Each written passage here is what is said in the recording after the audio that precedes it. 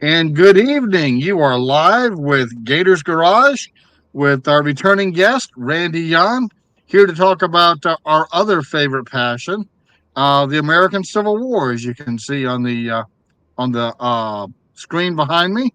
And because it just dropped and we're all excited about it, we're also going to be talking about the version 3 of Bolt Action Intelligence that dropped today in the second part of our podcast. So, first of all, let's talk about Gettysburg. Yep.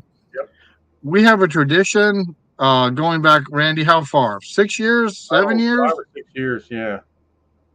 Yeah. I think A long time. the first one we ran was the Battle of Waycross. Remember that one? I think we ran it. Yes. We created that battle, fictional battle. Yeah. Yeah. That was absolutely awesome. So, Yeah. it's become an annual. Go ahead, Randy. No, that's it. Oh, Yeah. I said it's become an annual tradition of something that Randy and I do, and of course, since Randy and I are members of the club does it every year, just like we do Thanksgiving every year. But we'll talk about that later in the year. So, gonna pull up some slides here, kind of give you the rundown on how Saturday went. Like I say, we'll be talking about Black Powder, American Civil War, and Bolt Action. I really like to give you folks slides Yep. because it really, to me, a picture's worth a thousand words. I can sit here and talk and describe, and you can pull up a pillow and take a nap, or you can at least get a little bit more excitement from seeing what we're seeing. So the action here was around Little Round Top and Devil's Den. Roughly, that's kind of what we based it on. We kind of added on and ad libbed a little bit. Um, and so we did the Little Round Top, Devil's Den, Peach Orchard, and the wheat field, and you'll see those all represented on the battlefield. Randy, tell us what you thought about it. This was actually a really good scenario. I think the terrain that we put down, especially with the Devil's Den being modeled the way it was, it's just awesome. It was an awesome table. It's huge. We got a lot of guys playing, um, and pretty close to historical the way it went, with the one exception. Yeah, we'll talk about that in a minute. But here's the core part of the battlefield: Devil's Den, Little Round Top, looking toward. Correct me if I'm wrong. That Cemetery Ridge, right, Randy? We decided that, Yeah, and we had, as Randy said, we had 8 people come out. Now, in our group, 8 to 12 people coming out for an event is always a win. And I would say, let's see, one, two, three, four, 5 of those were from Savannah. Had one guy come a couple hours from, I think, was it Dublin? I want to Dublin, maybe. Yeah, Brent came from wherever Brent comes from. He's about 2 hours south, and of course, Randy came, and Randy's another couple hours south. So Yeah. we drew people from all over Georgia. No South Carolina guys this time, but that's all right. We had a great time, and lots of dice were rolled, lots of howls, lots of eggs on faces, and that's why we play games. Yep. So here's the initial setup. Now, Randy on the left is Seminary Ridge, but the seminary is way further down. It's not even on the map. Yeah. Yeah. Yeah. And then if you look up toward the top where that field is, that was our wheat field. And then we had some trees standing in for the peach orchard. We didn't have our orchard trees with us; they got left in a box. Yeah. Yeah. And So I there's didn't think to bring a full standing wheat field, so that's what we did. yeah. Blue was what's that, Randy? Yeah. So we didn't have any peaches in the Yeah, peach no orchard. peaches. Yeah. So, the takeaway is, if you're planning an event like this, you really, this is something Randy and I just got reinforced, is you want to make a checklist and make sure everything ready probably the weekend before. That's something I'm just continue to get reminded of. By the way, the bluest plum run, which we adjudicated would be rough terrain, because while it was not wide, it was steep and difficult for formed troops to cross. We made full use of the skirmishing rules, allowing units to skirmish no more than about a third of the army, just like they recommend in the book. And we used mixed formations for the first time for everybody, and we got through it okay. So here we go. Here's again everybody kind of getting set up and settled in. Armies have been deployed for Yeah. the initial battle. As you can see on what I'm calling the wing down here, not a lot going on because all the action really is centered toward the middle of the battlefield. Yeah. Yeah. So Over on the, go ahead.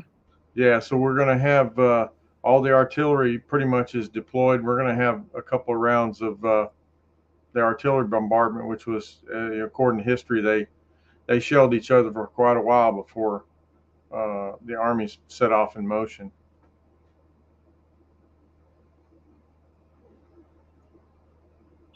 Here's the initial Union deployments on Little Round Top, Yep. waiting for them rebels to come.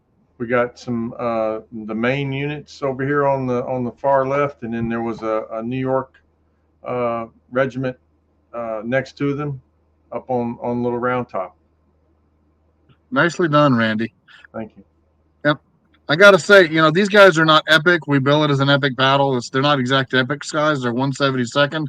Yeah. It's about the only chance Randy gets to bring them out, although I think he's going to try and do a little bit more black powder. And he had, the named units as much as he could already in position. And then, of course, you can see where we use the GeoHex to build up the hills. And for those of you that don't know, GeoHex is still in production. I think he's on eBay, and he takes, I think he's PayPal only, but he does good work.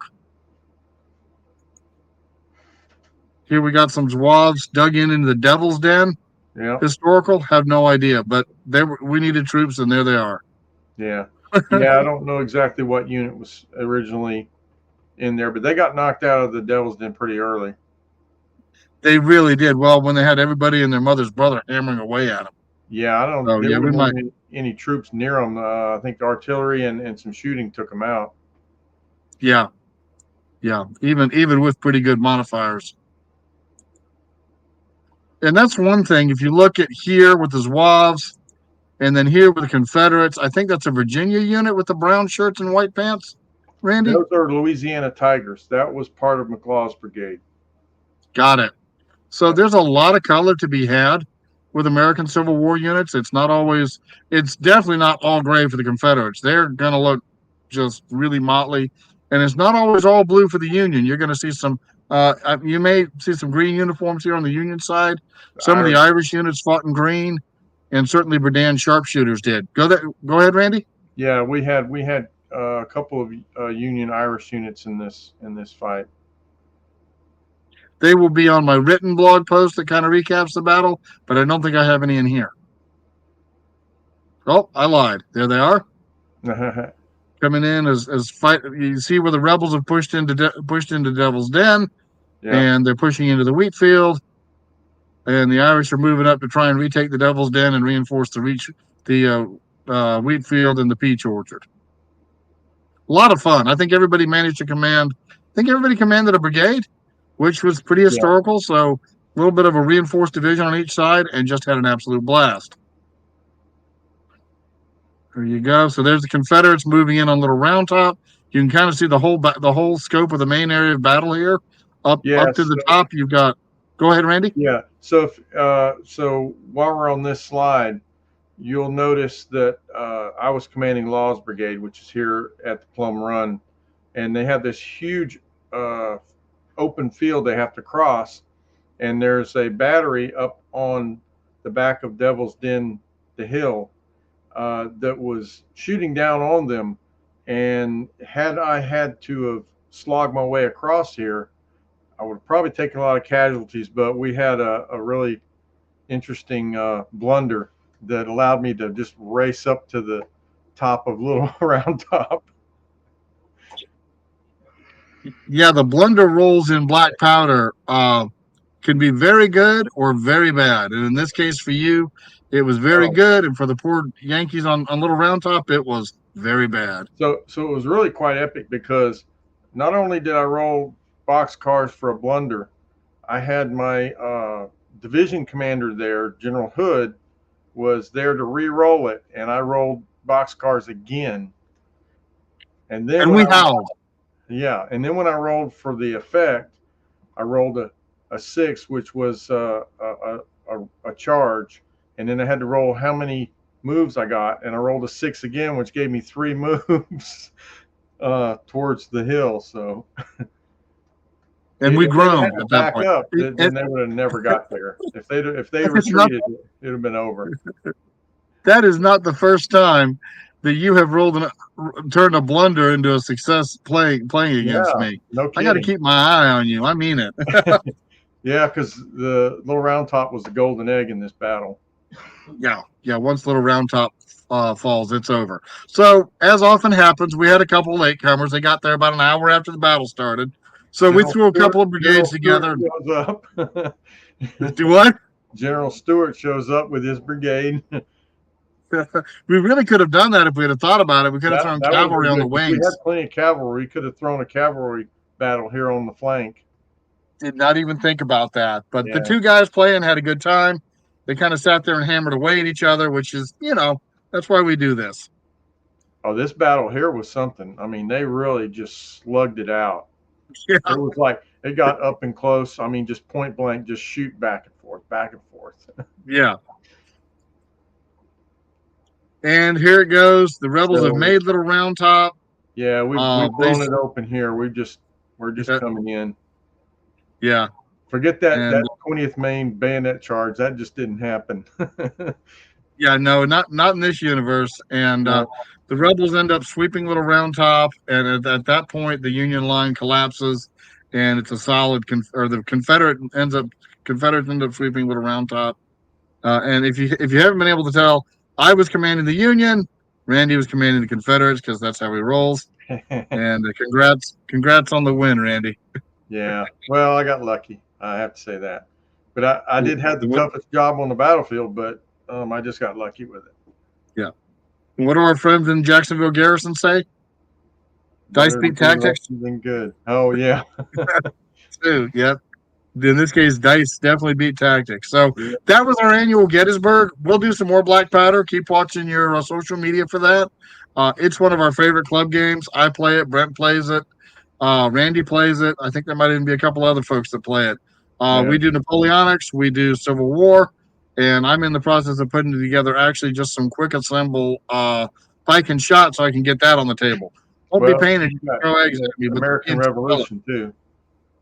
yeah, Brent's pushing American Revolution. You'll be seeing some stuff on that as well. Yeah. And we do the French and Indian War in 28 millimeter, and that's always a good time. So lots of black powder. It's our probably our second most popular period, or at Yeah. least the second most played period. All right. So again, Randy, thanks for running the Confederates. Thanks to all the guys that came. Some of them a couple of hours to play and make the event very, very successful. Um, Well, you know what stuff else like worked this out on really? What else worked out that. really good with this battle is everybody had a brigade, and Yep. instead of I think everybody was like on their own. Like I'm out on the right flank there, and other than asking for artillery support, I didn't communicate with either of the other brigades as far as what they were doing. Everybody kind of Nope. did their own thing, and that's the way it would have been in the battle. You know, you're isolated. You're out there. You're given a task to do, and you're just doing it best you can, and you don't know what's going on with the rest of the army. Boy, yeah, you're dead on right. That's exactly how that worked out. I think me and the guy on Little Round Top talked a lot, but he was a new player, Yeah, and we were close enough that we would have been communicating and trying to provide support. I did all I could, but man, we just got hammered by the Confederate juggernaut. yeah. Wow, that's really great. Well, the next thing we'd like to talk about is, of course, version 3. And let's see here. I The want to big show you elephant in the room. guys the elephant in the room. Yes. We're going to should be able to share screen here. Going to share my other screen and um take a look at the new article that dropped just today. Well, my apologies, guys. We're still learning some of these technical issues. Randy, I know I had this up earlier. Yeah, I just you just showed it a minute ago. Right. We got to go back to a different screen here. Maybe. What do I got here? Let's see. Present. Oh, there we go. Present and share screen. Share screen. And we want this one. All right. There you go. And I'm going to leave us up there so they can see our happy faces. So if you have not seen this article, I shared it to all the groups that I'm in that are related to a bolt action, and I shared it to several of my pages. It's been all the talk on YouTube and Reddit and Facebook, probably Twitter as well.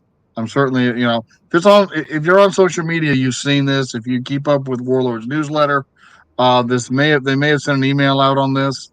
Um, they put a survey out and they said, okay, what do you guys want to see first? And everybody wants to know, all right, what's going to happen to our armies? And so they said, okay, let's talk about what's going to be happening with the armies.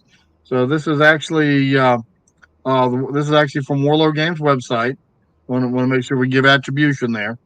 Obviously at its core, it's going to remain an infantry game, but what you're going to start to see is some more focused platoons. So where we pretty much ran a rifle platoon as the core unit, you're now going to see us running a potential for a weapons platoon, which has all kinds of people salivating. And we're debating exactly how that's going to lay out. There's some discussion already and interpretation of what the different types of platoons are going to be available. Yeah, Um, that's going to be one of my so favorite right there. yeah, there's That always going to be so everything is still going to pivot off that one rifle platoon. Now, as we know, in bolt action, a rifle platoon can be as little as 14 guys. yeah, Well, a two-man headquarters, two six-man teams, and you have a rifle platoon. Okay, yeah, great. And then you can start to add all the other stuff you want to add to make trouble with. You can add tank platoons. You can add what looks to be an artillery platoon with a really more of a section, but a couple of guns, their own commander. Now, here's the interesting thing. Of course, each platoon you add, and this is nothing new, is going to require an officer. yeah, Um, but again, that's nothing new. We're all used to dealing with that. I think here we see an engineer platoon, which again, that was pretty common. Artillery platoon is new, and the heavy weapons platoon is new. So that's going to definitely change, how different things work. Um, Heavy weapons are easy to hide. Artillery, I can tell you from playing Flames of War, it's good, it hits hard, but it's vulnerable. Randy, what you think? yeah. So I think the artillery platoon is probably going to be more historical too, because you would have had a battery of artillery, and that's what that's going to represent. You got a battery Yeah, commander, and you've got however many guns you want to bring and what type. Um, it's going to be quite scary though, because I mean, guys could load up on like flak Zwilling 43s, which is a dual heavy auto cannon. They can have, you know, four of hey, look these at in that. one platoon, and Right. you're talking about 8 heavy auto cannons Well, basically. they, they can't quite have four. Yes, And your point size, I mean, you can, but you always got to have that core infantry platoon as your baseline. right. But And in the what you'll meantime, find, you're eating up points.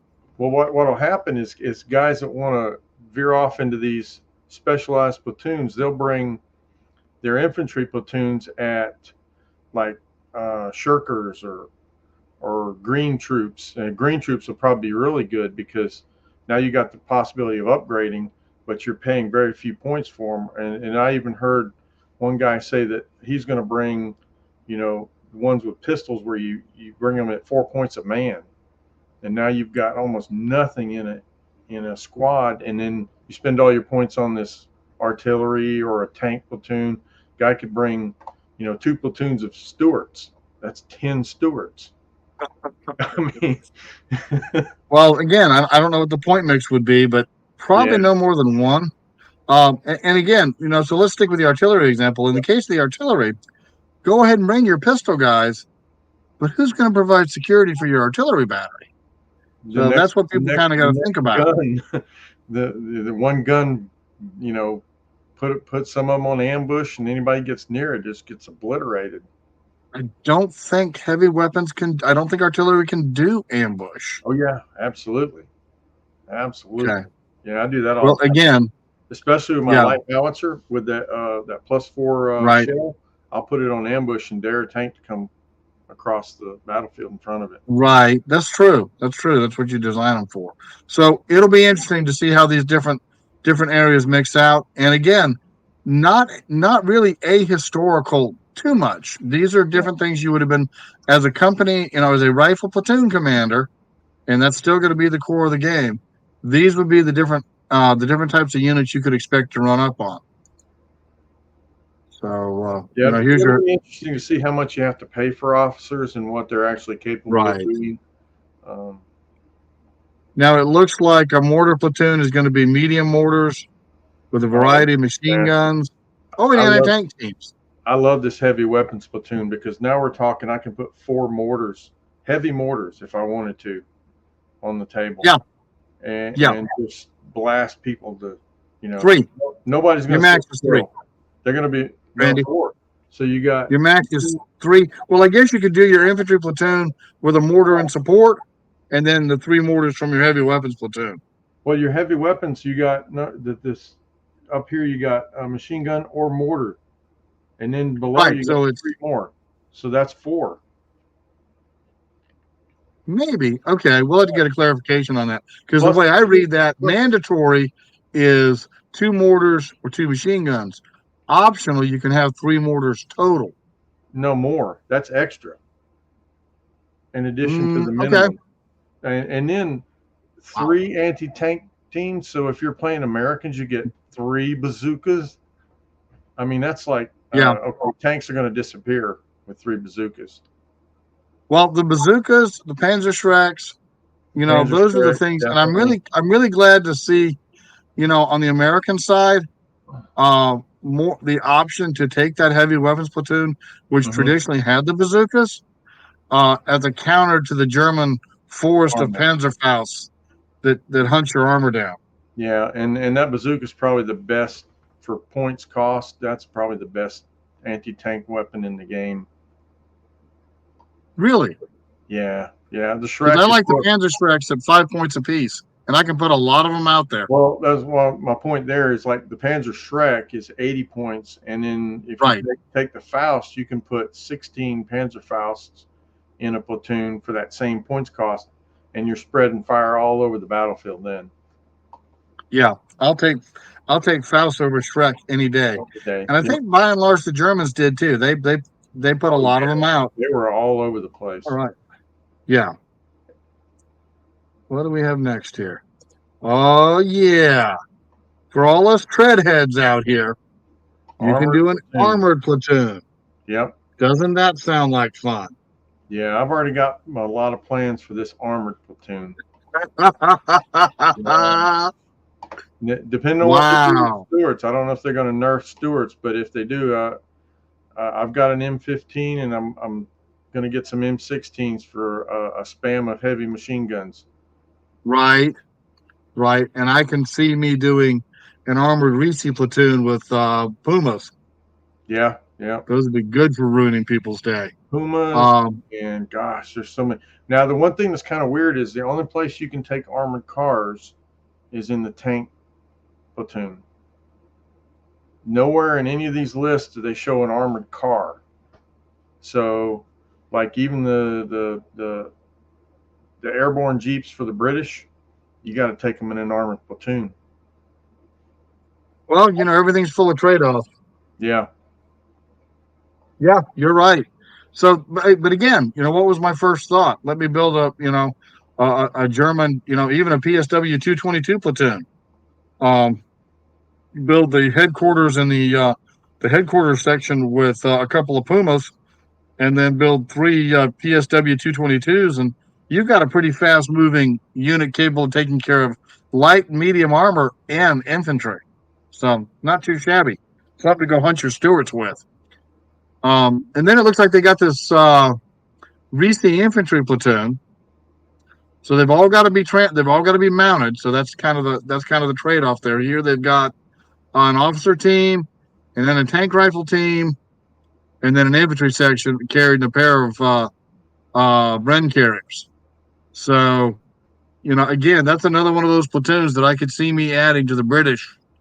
I've already got most of those troops and I've got a couple of Bren carriers in stock. So I'm gonna yeah, I say can see I've me got doing a Reese two. platoon for the I got Brits. two Brins, and I could see somebody fielding, five Brins just Yeah, the you know twin machine guns and loaded up with yeah, guys. Yeah, yeah. It's gonna get real interesting real quick. So we can go back to text. Actually, I just realized that I can flip through. No, I can't. Okay, back off. I'm So zoom in. close that. And of course, all this is going to be in the new bolt action rule book that's coming out. I can tell you that Gator Games will have it in stock. I will get it up on my website this weekend. It will be the book itself will be 15% off. If you want the book with the figure, it'll be 10% off. So I'll have both of those listed on my website. Um, Looking forward to trying the new rules. Just as a preview, Randy and I are thinking about doing a version 3 introductory play day in October. Yeah, Not even a tournament so much as kind of just a mini escalation league that day, mostly designed to kick the tires on version 3. And we'll host that, of course, where we usually host our big events at a live church. Also, we will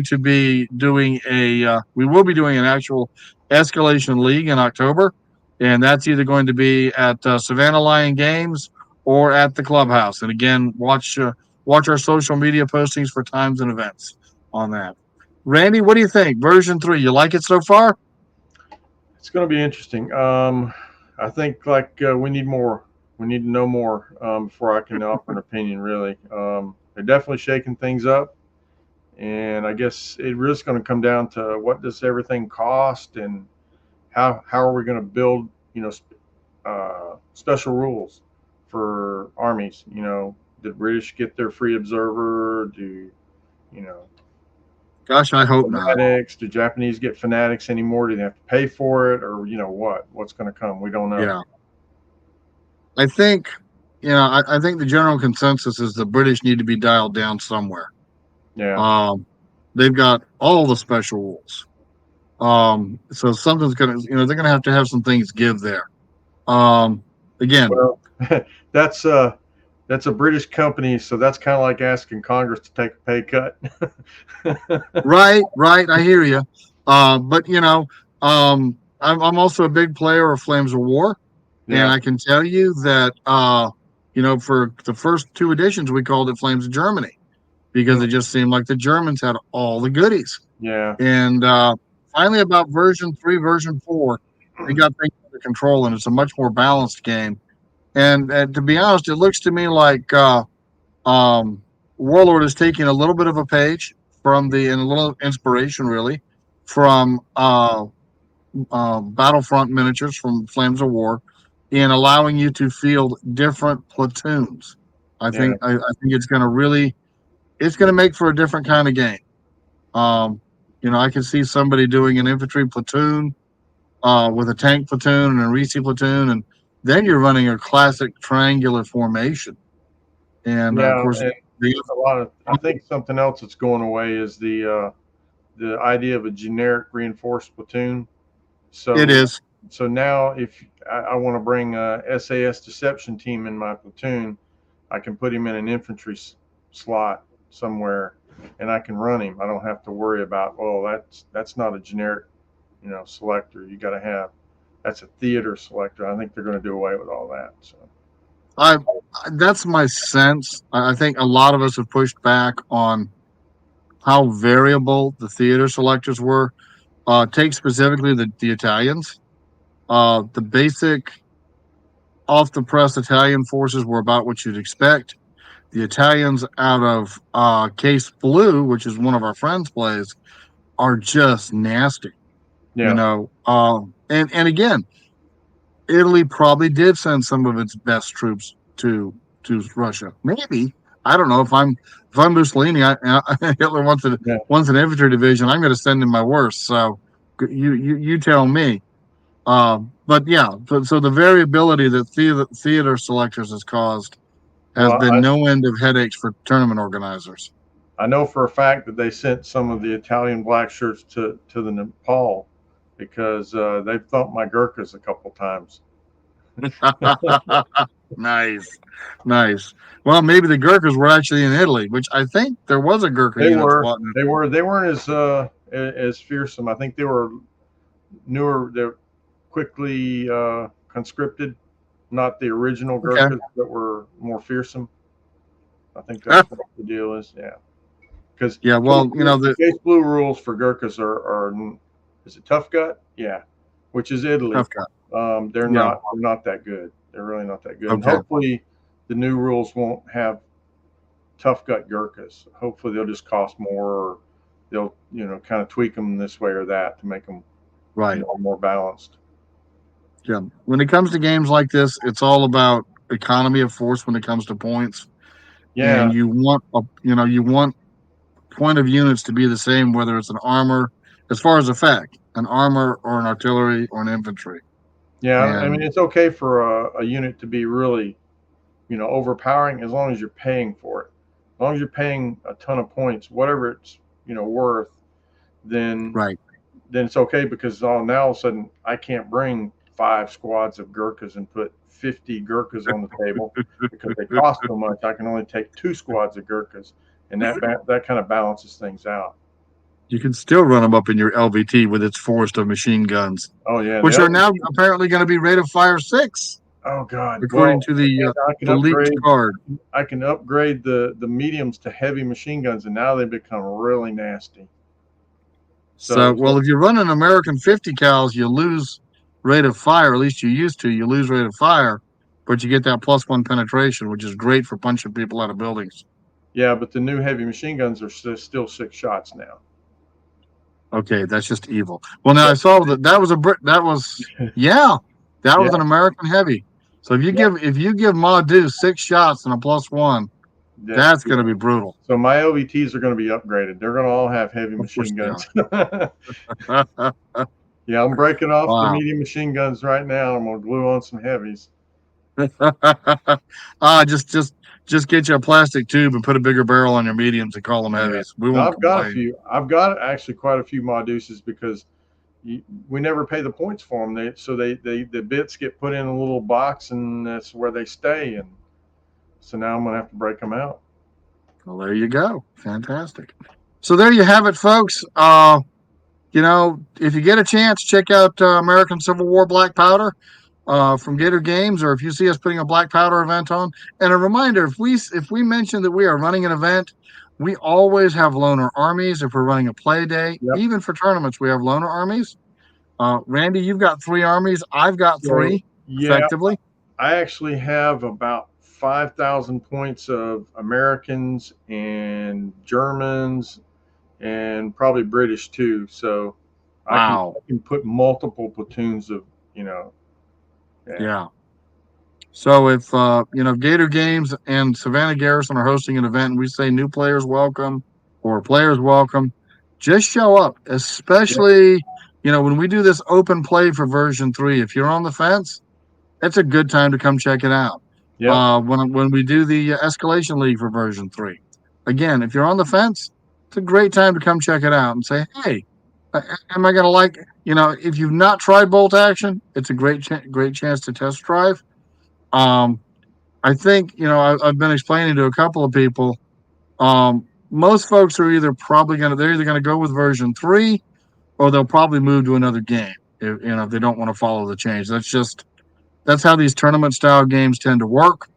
Obviously, nobody's going to throw their version 2 rule book away, and there's nothing to keep a player from and his buddies from playing version 2. yeah, At the end of the day, as long as we're having fun, that's what matters the most. yeah. And that's the good So, thing about Warlord and Bolt Action. They're going to keep the minis are going to be the same. Whereas, like with 40K, every time they come out with a new version, all of a sudden you got to buy a bunch of new stuff because everything changes. So, they've been doing that, and they've even obsoleted some models. yeah, Now, yeah, let me tell you, if I spent, 50, 75, $100 on the Uber Demon Slayer King from Terra, and suddenly, oh, that's not a legal model. I'm Yeah, uh, I'm not going to be real happy. not happy. Yeah, yeah, especially after you So bought it and painted it, and now right, now it's shelf candy. right. Well, and that's the other thing about historical miniatures in general. If you want to break from bolt action, play something else. There's a million World War II skirmish sets out there.